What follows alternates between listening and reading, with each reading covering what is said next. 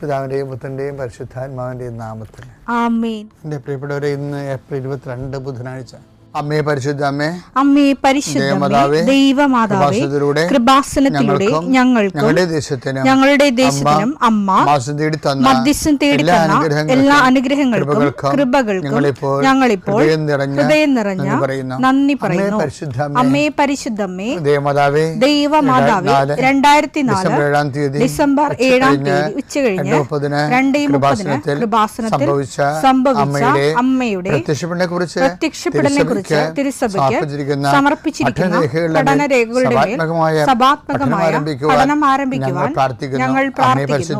അമ്മേ പരിശുദ്ധമേ, ഭൂസ്വർലോകങ്ങളുടെ രാജ്ഞിയായ അങ്ങേയ്ക്ക് ഭൗമസംരക്ഷണത്തിനായി പ്രപഞ്ചപ്രകൃതിയെ തന്നെ തിരുസഭ പ്രതിഷ്ഠിക്കുവാൻ ഈ പ്രത്യക്ഷീകരണം വഴി ഇടയാക്കണമേ. പരിശുദ്ധമേ, ജപമാല മാതാവേ, സകല കൃപാസനം പ്രാർത്ഥനയോടും ചേർത്ത് ഞങ്ങളിപ്പോൾ പ്രാർത്ഥിക്കുന്ന ഈ കുടുംബത്തിന്റെ പ്രത്യേക നിയോഗം പറ മക്കളെ.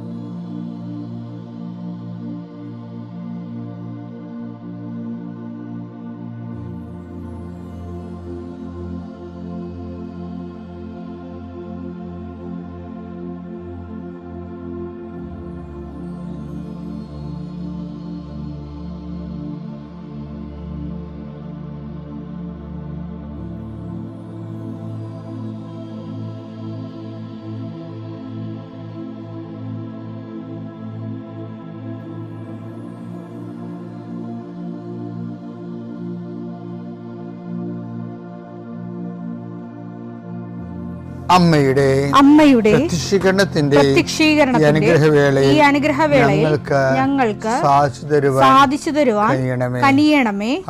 ആമേൻ. വിശ്വാസ പ്രമാണം.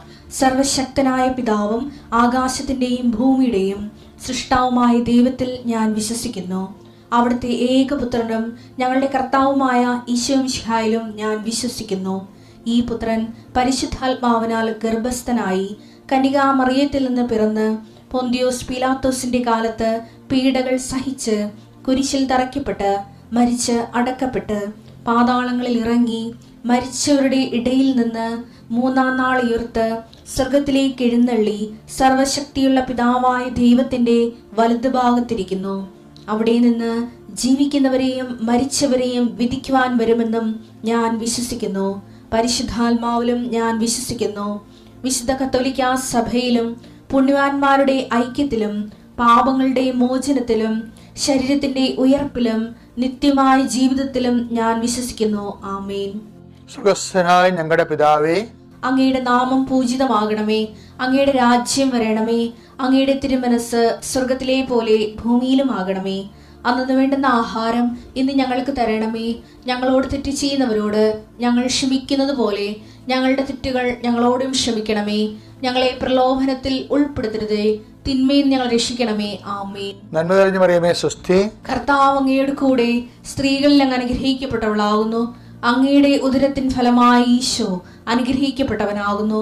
പരിശുദ്ധ മറിയമേ, തമ്പുരാന്റെ അമ്മേ, പാപികളായ ഞങ്ങൾക്ക് വേണ്ടി ഇപ്പോഴും ഞങ്ങളുടെ മരണസമയത്തും തമ്പുരാനോട് അപേക്ഷിക്കണമേ. ആമേൻ. കർത്താവേ, നിന്റെ ഉന്നതമായ നാമത്തിന് സ്തോത്രം ചെയ്യുന്നു. കർത്താവേ, നിന്റെ വിശുദ്ധ പൗരോഹിത്യത്തെ മഹത്വപ്പെടുത്തണമേ.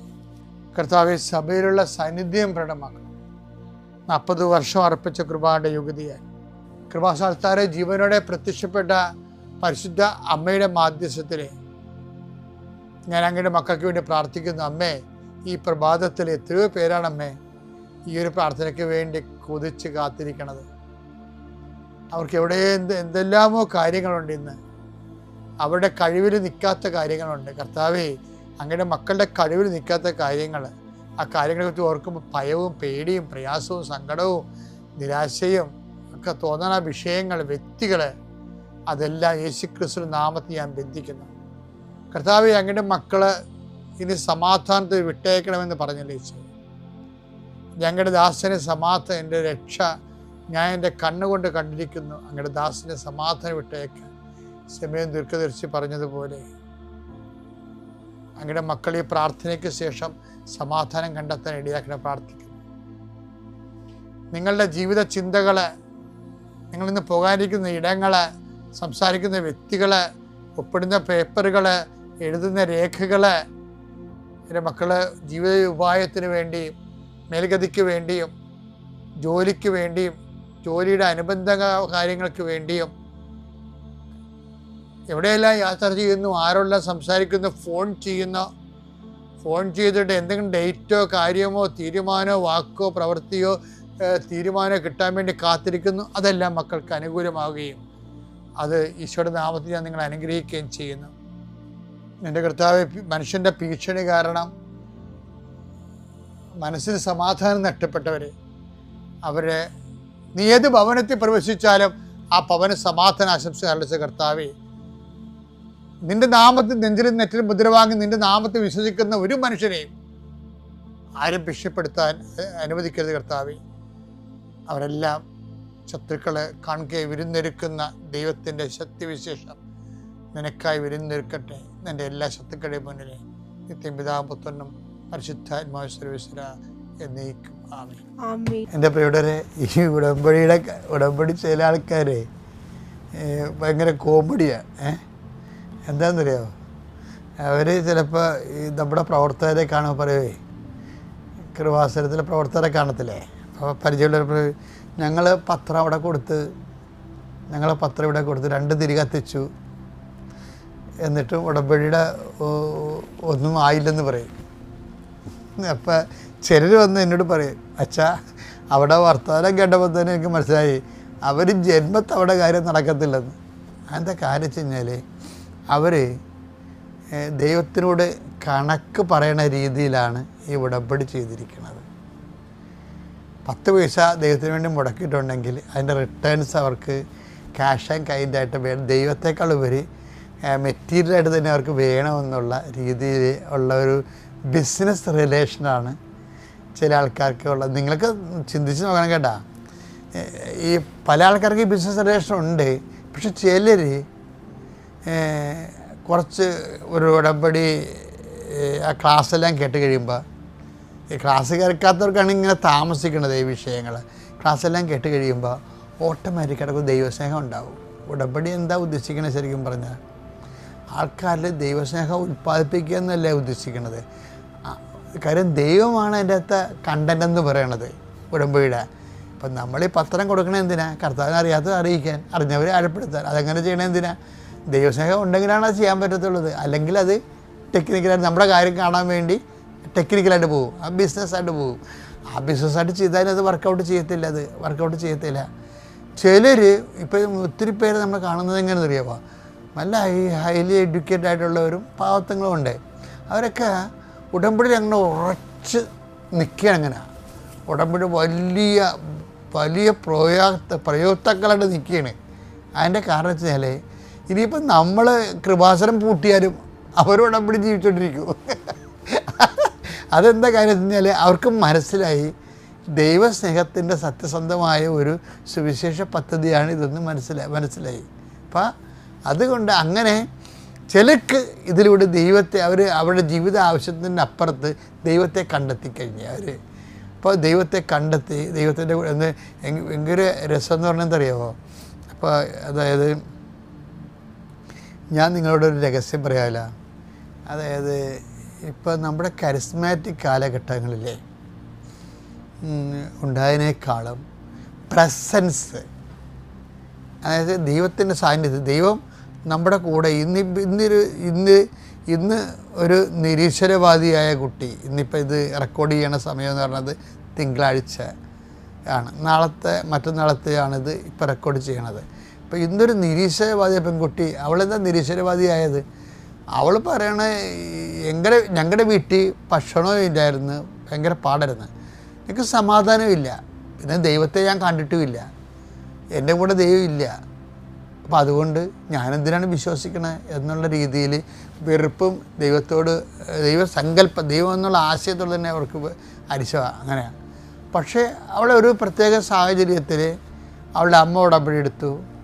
അതിനുശേഷം അവൾ ഉടമ്പടി എടുത്തു കഴിഞ്ഞപ്പോൾ പെട്ടെന്ന് അവൾ പറയാതിരുന്നൊരു രോഗം, അവൾ സമൂഹത്തിൽ അതിൻ്റെ പേരിൽ ആക്ഷേപം മേടിച്ചിരുന്ന രോഗം പെട്ടെന്ന് മാറി. അതങ്ങനെയാണ് അമ്മയുടെ ഉടമ്പടി അത് വെച്ചിട്ടുണ്ട്, ഇവളുടെ കാര്യം ഇവളറിയാതെ വെച്ചിട്ടുണ്ടായിരുന്നു. അപ്പോൾ അവൾക്ക് അത് മനസ്സിലപ്പോൾ ഇവൾക്ക് തോന്നി, എന്നാൽ ഞാനും കൂടി ഇപ്പോൾ ഉടമ്പടിക്കാമെന്ന്. പക്ഷെ ഉടമ്പടിക്കുമ്പോൾ ഇവൾ തിരികെത്തിക്കുമ്പോൾ ആരോ പുറകിൽ നിൽക്കും. ഇത് പല പ്രാവശ്യമായപ്പോൾ അമ്മയോട് പറഞ്ഞു, അമ്മേ ഞാൻ തിരികെത്തിക്കുമ്പോൾ ഏതോ ഒരു നിഴൽ പുറകെ നിൽക്കുന്ന എനിക്ക് നല്ല ശരിക്കും ഫീൽ ചെയ്യുന്നുണ്ട്. അപ്പോൾ അമ്മ പറയും, അത് മാതാവാടിയെന്ന് പറയും. അപ്പോൾ ഇവർക്ക് സുഗന്ധാഭിഷേകം വരും. അതായത് നമുക്ക് ഇപ്പോൾ പറയുമ്പോൾ, ഇപ്പോൾ കഴിഞ്ഞ ദിവസം ഒരു ഡോക്ടർ സാക്ഷ്യം പറഞ്ഞ്, ഞാൻ കൃപാസനത്തിലോട്ട് വരത്തില്ലായിരുന്നു. ഞാൻ വരാത്തതിൻ്റെ കാരണം ഇത് ചില കാര്യങ്ങൾ ലോജിക്കല്ലാത്തത് കൊണ്ടാണെന്ന്. അത് ആ ഡോക്ടർ പറഞ്ഞത് ശരിയാണ്. അവർക്കിപ്പോൾ ജീവിതാനുഭവം ഉണ്ടായപ്പോൾ ഇപ്പോൾ അവർ ഡോക്ടറേറ്റ് എടുത്തപ്പോൾ കഴിഞ്ഞപ്പോൾ 8 കൊല്ലം കിട്ടാതെ ഡോക്ടറേറ്റ് ഒറ്റ ഉടമ്പടി കൊണ്ട് കിട്ടിക്കഴിഞ്ഞപ്പോൾ അവർക്ക് വിശ്വാസമായി. പക്ഷേ അതല്ല അവർ പറയണത്, കൃപാസനത്തിലെ ചില കാര്യങ്ങൾ ലോജിക്കല്ല ശരിക്കും പറഞ്ഞാൽ. കാര്യം നമ്മൾ ലോജിക്കും കൊണ്ടിരിക്കണവർക്ക് ചില സമയത്ത് അത് അങ്ങനെ ഫീൽ ചെയ്യാൻ സാധ്യതയുണ്ട്. കാര്യത്തിൽ ഇവിടെ എല്ലാം ഇങ്ങനെ ടാഞ്ചിബിൾ അല്ലേ, നമുക്ക് ദൈവത്തെ തൊടാവുന്ന രീതിയിലാണ് ഉടമ്പടിയുടെ എല്ലാ വർക്കൗട്ടിങ് ഇങ്ങനെ നടക്കുന്നത്. അപ്പം അതുകൊണ്ട് എപ്പോഴും എൻ്റെ സഹോദരങ്ങളെ കണക്ക് കൂട്ടി, ഇപ്പം കർത്താവ് തന്നെ ഇതിനിങ്ങനെ ഒരു നിലപാട് തന്നെ ദൈവത്തോട് കണക്ക് പറയുന്ന ആൾക്കാരോട്, അവരാണ് ഈ ഉടമ്പടി ഗതി പിടിക്കാൻ കിടക്കണത്. ആ ഒരു മനോഭാവമെങ്കിലും ഉണ്ടെങ്കിൽ നിങ്ങളത് മാറ്റണം. ലൂക്കാ 6:35 തിരിച്ചു കിട്ടും എന്ന് പ്രതീക്ഷിക്കാതെ മറ്റുള്ളവർക്ക് നന്മ ചെയ്യുകയും വായ്പ കൊടുക്കുകയും ചെയ്യുക. അപ്പോൾ നിങ്ങളുടെ പ്രതിഫലം വലുതായി.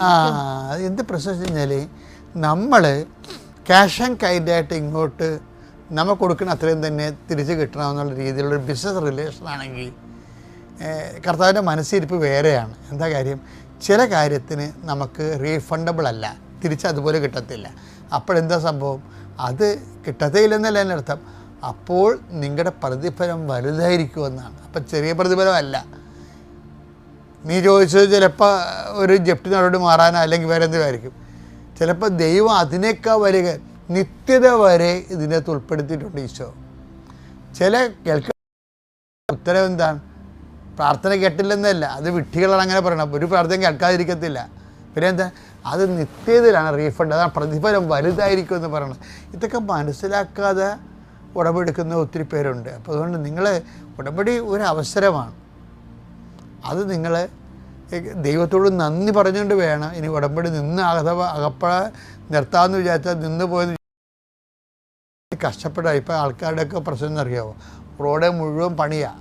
കൃപാസനത്തിൽ വരണമെങ്കിൽ 2-3 ബ്ലോക്കൊക്കെ എല്ലാം കഴിഞ്ഞാൽ വരത്തുള്ളൂ. പക്ഷേ ഇനിയിപ്പോൾ ബ്ലോക്കെല്ലാം കുറച്ചിപ്പോൾ മാറും.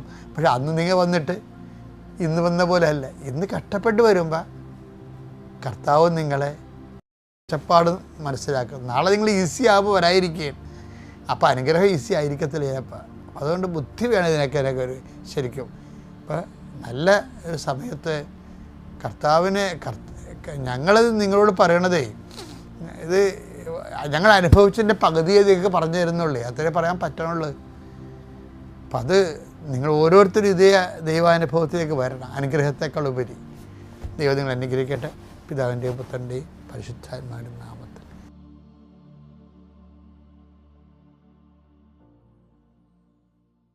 അത്യപൂർവ ദൈവാനുഭവങ്ങൾ ഇനി നിങ്ങൾക്കും സ്വന്തം. ഈ യൂട്യൂബ് ചാനൽ ഇതുവരെ സബ്സ്ക്രൈബ് ചെയ്തു തന്നെ സബ്സ്ക്രൈബ് ചെയ്യുക. ഈ തന്നെ നിങ്ങളുടെ സുഹൃത്തുക്കൾക്ക് ഷെയർ ചെയ്തുകൊണ്ട് കർത്താവിന്റെ പ്രേക്ഷിതരാകുക.